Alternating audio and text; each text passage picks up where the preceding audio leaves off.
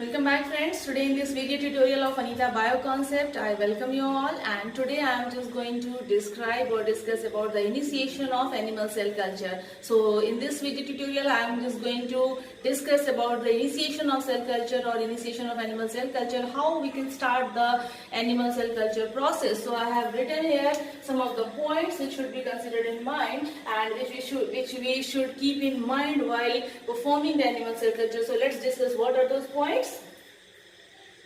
First is preparation and sterilization of substrate. Second one is preparation and sterilization of medium. Third one is explant isolation. Then after desegregation of the explant. After that subculture and cloning. And finally contamination. So there should not be any type of contamination. And if by chance there is any contamination in animal cell culture or in cultured animal cells, then how we can recognize those type of contamination and how we can reduce those contamination, how we can minimize or avoid those type of contamination. So these are the various points we should keep in mind while the performance of or while the culturing of animal cells.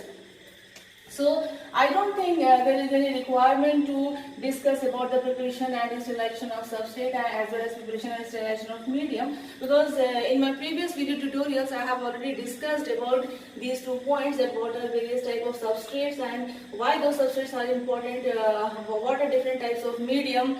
For example, there are 2 types of medium such as natural media as well as artificial media, and then after they are being subdivided into different types. Okay, so these 2 points have been discussed, but here in this video tutorial also I'll deal in short, and after that explant isolation, desegregation of explant, followed by the subculturing and cloning. I have already discussed about the subculture process. What is the meaning of subculture process and how the cells can be cloned in my previous video tutorial. So if you want to get those points or get those topics, then you can watch those videos. And finally contamination. So first of all I should inform you that on contamination and desegregation of explant I will make separate videos. Okay, so in my this video tutorial I am just explaining the preparation and sterilization of substrate, because these all the points are very important. Okay, so we will see that one by one various types of substrates such as, okay, so just come to the first point, that is preparation and sterilization of substrate. Okay, so we have seen, I have already told that there are different types of substrates such as plastics and glass. So plastics and glass. So first is so let's take the example plastics and glass. Okay. Plastics are being provided plastics are provided sterilized. Plastics are provided pre-sterilized because they cannot be reused. They cannot be reused. Okay. They are of single use. Okay. They are of single use, and so they are supplied sterilized. Okay. So they are supplied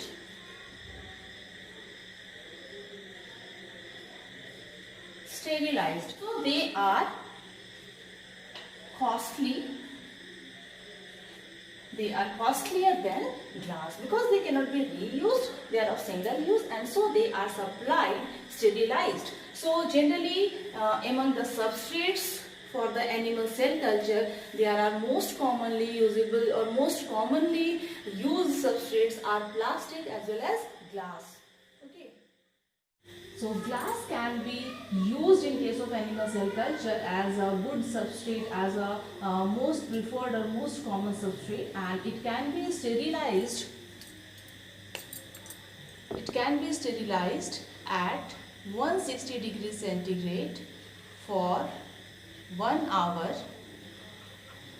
Okay, 1 hour means dry sterilization or dry. It can be sterilized in dry heat. Okay, but before sterilization it should be washed with non-toxic detergent. So we should give a wash with non-toxic detergent. Okay, and then after, screw cap of the glass should be autoclaved separately. Screw cap should be autoclaved. Should be autoclaved. Okay. Now we come to second point, that is preparation and sterilization of the medium. So the medium which we use for the animal cell culture, that should also be sterilized. Okay. So the second point is how we will sterilize the medium. So there are two methods for the medium sterilization, and what are those methods? Those methods are either by autoclaving or by filtration method. So medium can be sterilized by autoclaving method, by autoclaving the medium, and by filtration. Okay, and by filtration. So generally autoclave or autoclaving the medium for its sterilization is cheaper. So autoclave is cheaper than filtration, as well as it requires less labor. Okay.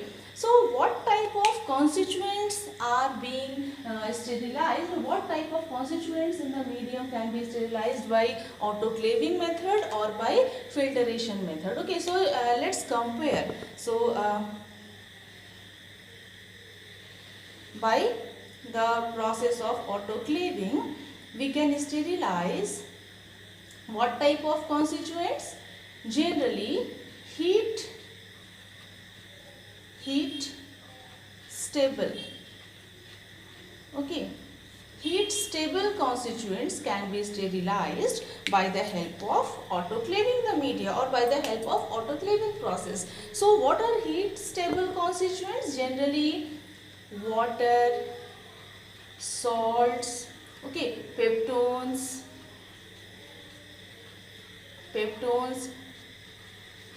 These are peptones and tryptose are some of the supplements which are being added in the medium. So water, salts, peptone, tryptose, okay, they can be these type of heat stable, these are mainly heat stable constituents of the medium, and so these because they are heat stable, so they can be sterilized or by autoclaving these constituents, and they can be autoclaved at 121 degree Celsius for 20 minutes. Okay, now come to what are different constituents which can be sterilized by the help of filtration. So here heat stable constituents was being sterilized by autoclaving, and here heat labile constituents. Heat labile constituents can be sterilized by the help of filtration method. So now the question arises, what are different heat labile constituents which are being used in the animal cell culture medium? So heat labile constituents include serum, okay, trypsin,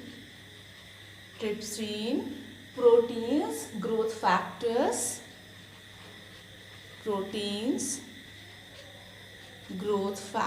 okay, so serum, trypsin, proteins, growth factors, okay, so these are being sterilized, or these type of constituents which are present in animal cell culture medium, this can be sterilized by using 0.2 mm porosity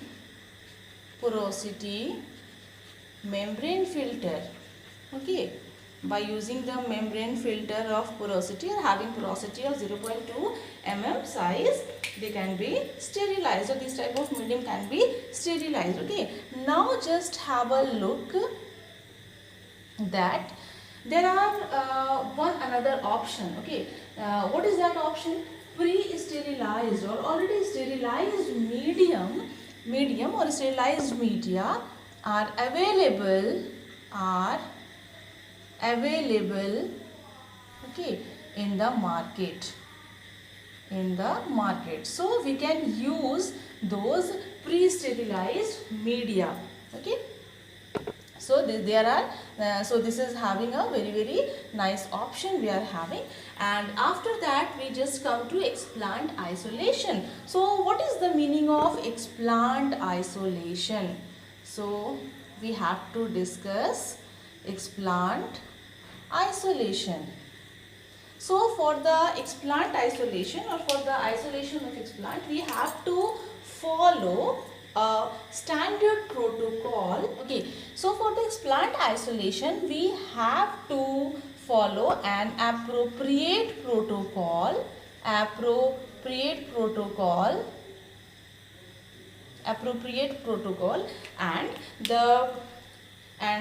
protocol is being followed. Appropriate protocol is being followed for the two reasons. What are those two reasons?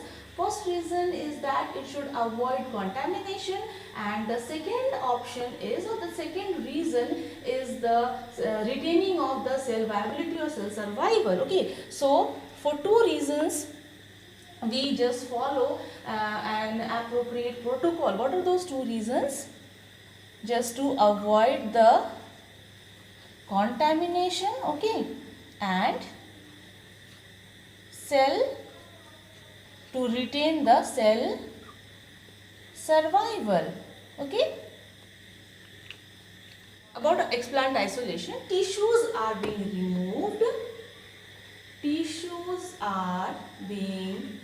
removed and they are placed in balanced salt solution. Okay, after removal of tissue, they are placed in balanced salt solution, BSS, and they are supplemented with antibiotics to avoid contamination. Along with the maintenance of tissues in balanced salt solution supplemented with antibiotics, there is another requirement that all the handling should be in a sterilized condition or in a sterilized environment, such as we have to use laminar airflow cabinets. Okay, so all the handling should be in sterilized condition. Now the next point is disaggregation of the explant. Okay, now the fourth point we have to follow is explant disaggregation.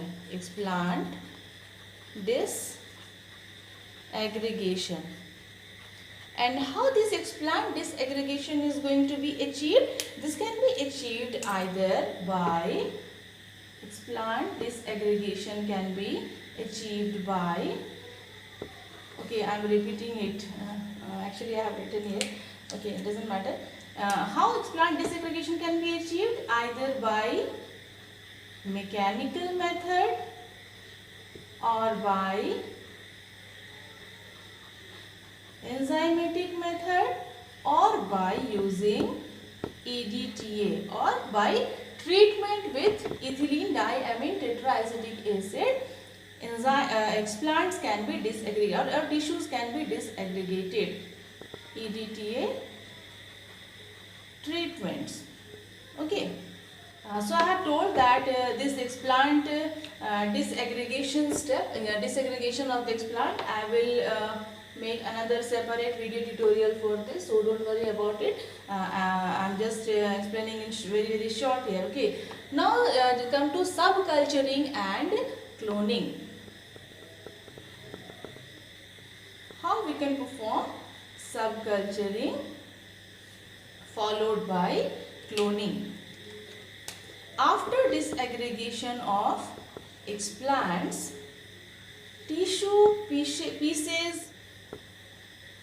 tissues are being converted into different pieces, and after that tissue pieces are cultured, and after that they attach to substrate. Okay, attach to substrates, and after that what happens? After that monolayer is going to develop. So development of monolayer is there, means monolayer is formed. Okay, and after that, after the development of monolayer, this is known as primary cell culture. Okay, primary cell culture. After a certain period of time, those substrates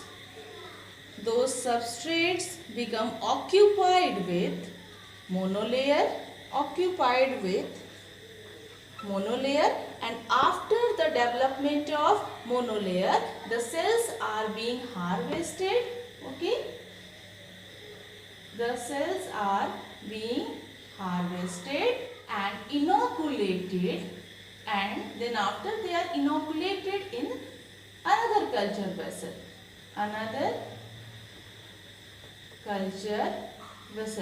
and after that those cell culture or those cell cultures which are obtained just after the harvesting or inoculated into another culture vessel, those are known as cell lines.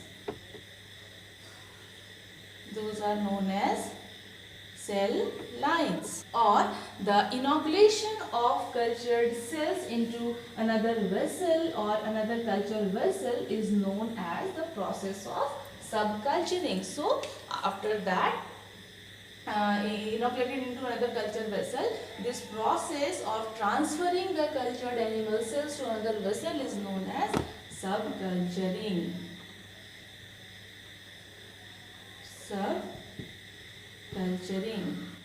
Okay, so now how subculturing takes place? For subculturing of the monolayers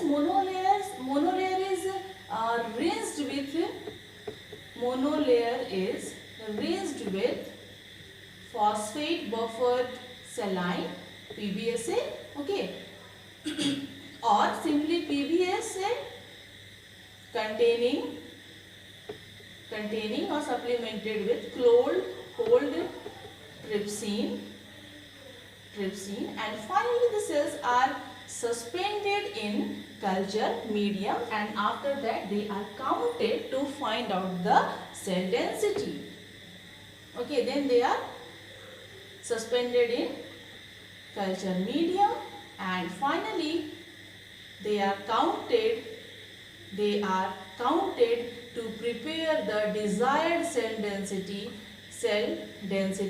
and finally they are seeded or finally they are inoculated in new or another culture vessel. So this is the way how the subculturing takes place. Okay, so now why subculturing? Because the culture becomes more stable just after or just about or just after third subculture. After third subculture, it has been seen that cells or cultured cells become more and more stable. Okay, but cell lines may still be heterogeneous in nature. Cells become more stable, but cell lines may be heterogeneous. Okay. Now we have to achieve specific cell types. So for those purpose, to achieve the specific cell types, we have to do the cloning. Why cloning? To achieve specific cell type. Specific cell type. Okay. So to achieve the specific cell type, we have to perform the cloning process. And okay, so by cloning process we can achieve specific cell types, or we are having another option by selective culture, by performing the selective culture by using selective type of media, selective culture, and by physical separation of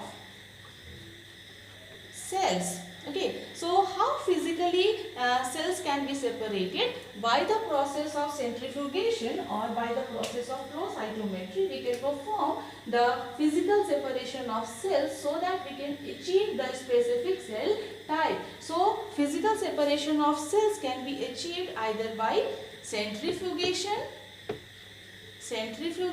or by flow cytometry.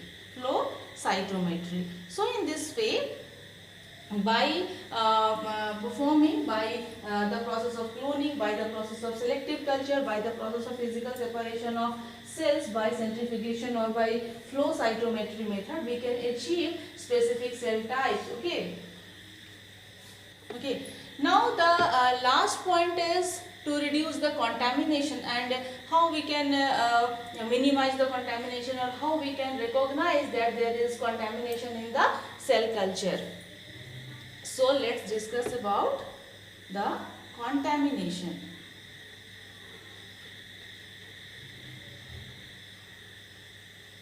Contamination. Okay, so I think I should rub the board here.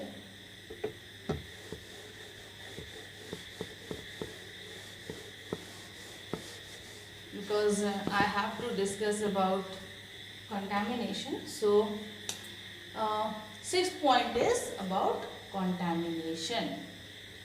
Contamination can be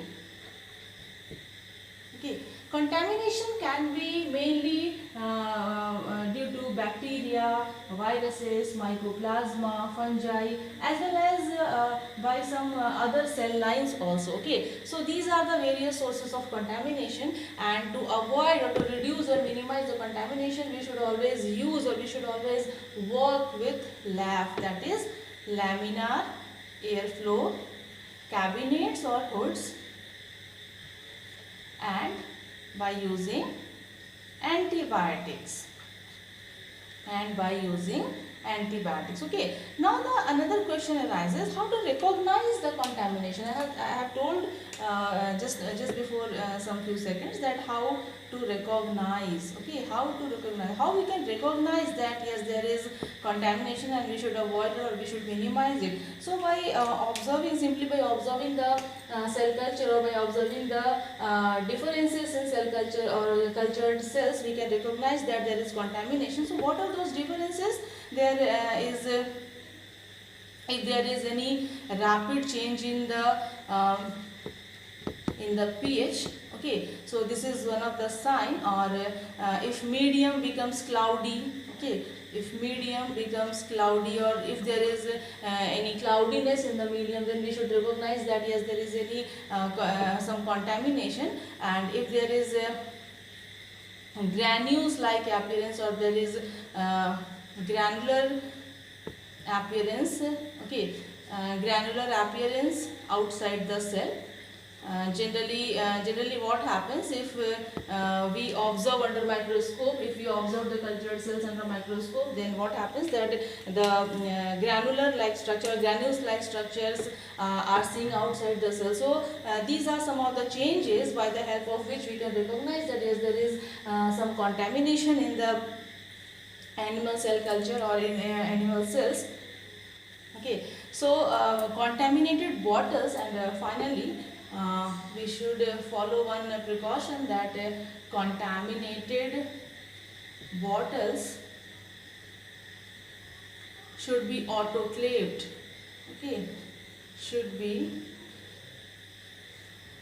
autoclaved before opening the mouth of bottle, or before opening the bottle. So this is all about the initiation of animal cell culture, and some of the points I have already discussed in my previous video tutorial. So if you want to understand or get those points, for example, I have already discussed about the substrate, different types of media, okay, about the subculturing, and in my next video tutorials I'll be discussing about the disaggregation of explants by different methods, such as mechanical method, enzymatic method, or by EDTA treatments, as well as about the contamination. So on these two topics in my next video tutorials I'll be discussing in detail. So with this, thank you all. If you like this video, please subscribe my channel and share it with your friends, so that they can also come to know about this topic of animal cell culture, how animal cell culture can be initiated.